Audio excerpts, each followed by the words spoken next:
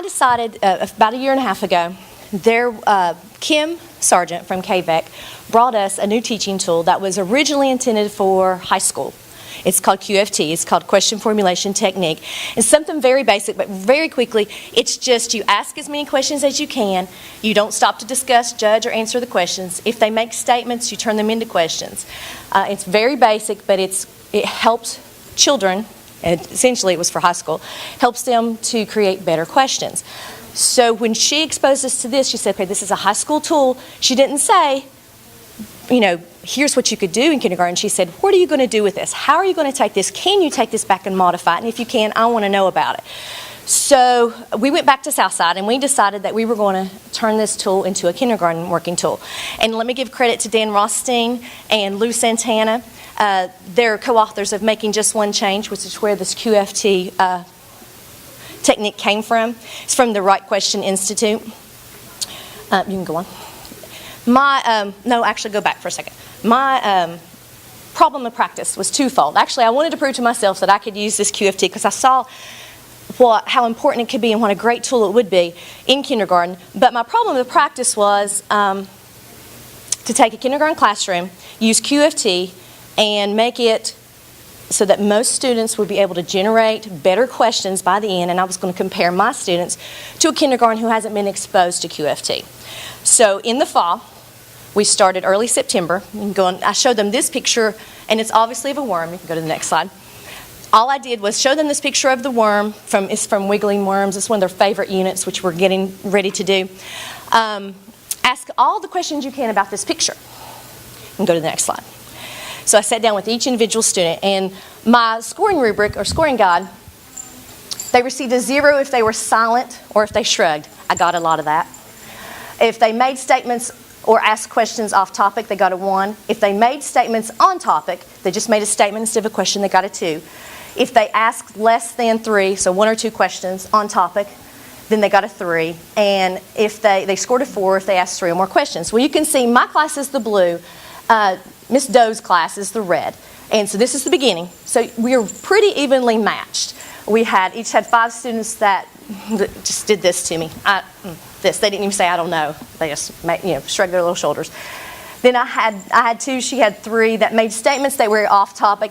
It was more like, can I go out to recess now? Or, when's lunch? That kind of thing.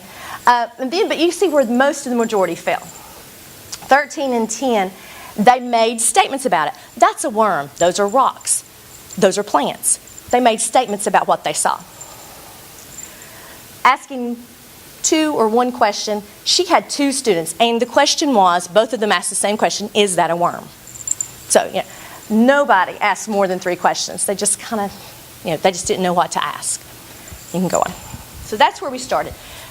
We adopted Core Knowledge, and it's Engage New York, if you've ever heard of Engage New York.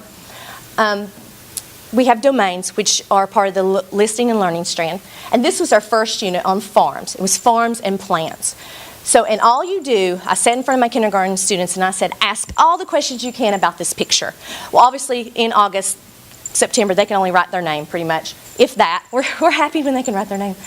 So I wrote them all on the board. And yeah, I know this proves that all kindergarten teachers don't print well. But anyway, I write all their questions out, and I don't judge them. I just say thank you.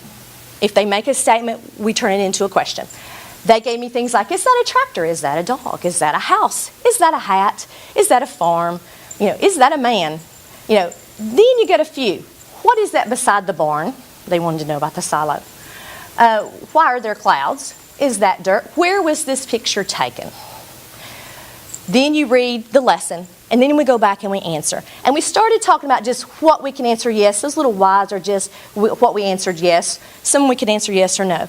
In the high school piece, you go ahead and talk about closed and open. We're going to go ahead and talk about closed and open with kindergarten, but a little bit later. But we went ahead and answered the questions we could with yes after the reading, if you'll go on.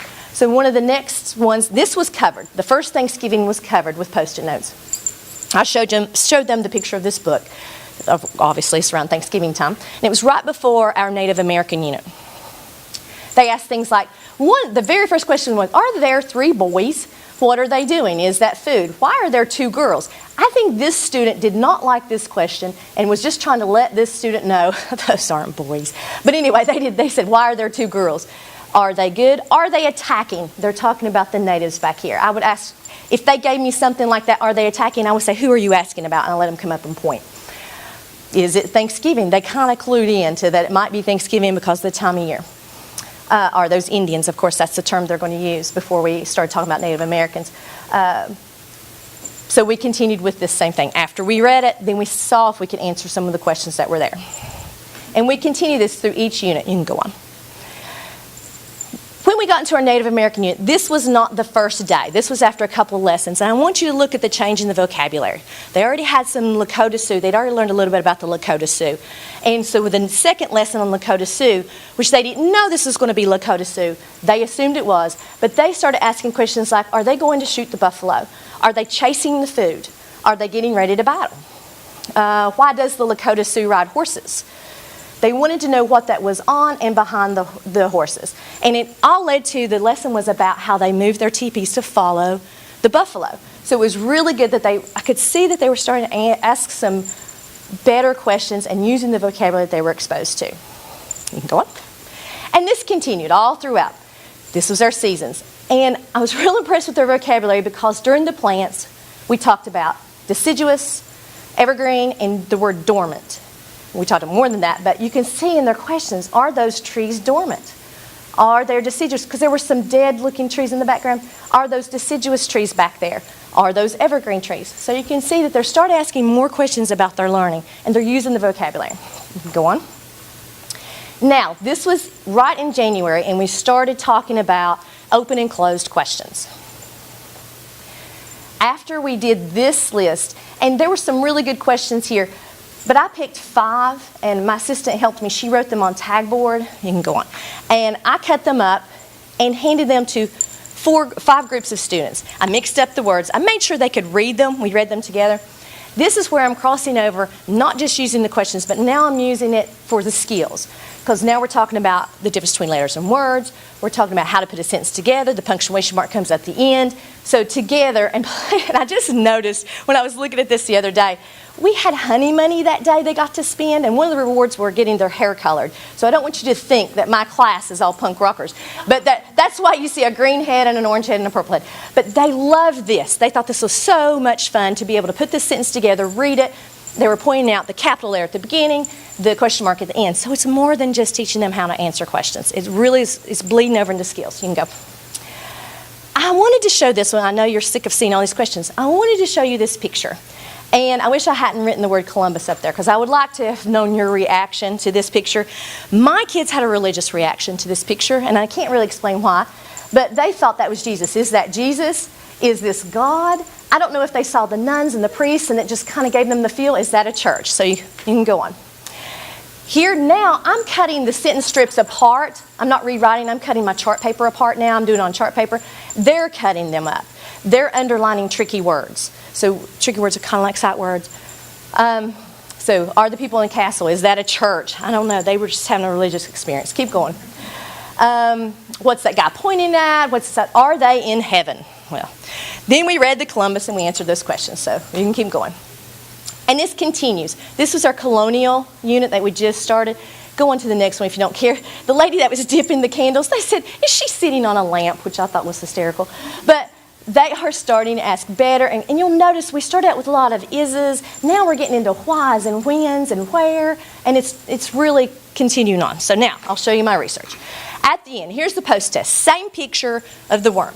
Okay? And I apologize. My labels did not come up. Miss Doe's class is red. My class is blue. And you can see it used to, all of it was clustered here. Now you can see like a 4 asking 3 or more questions. My students jumped up 9. Her students were still at a 0. Asking 1 or 2 questions. My students are 7. Hers is 3. Hers are clustered now here, which is making statements on the topic. But they're still making statements. I've got 4 making statements. Go to the last one. I'm almost done. This is just a comparison of, this is my class to my class from September to March. You can see the big difference. 5 to 0, 2 to 0. 13 was where they were clustered down to 4. I've got 16 kids that are asking questions now about the topic. And it's questions like, I wrote a few of them down. When they saw that picture the last time, is it winter because of the way the ground was made? Is he running away from something? Is he trying to find food? Is he helping the earth? They're much different questions. And so the QFT obviously has made a great impact on my kindergarten students, and I'll continue to use it.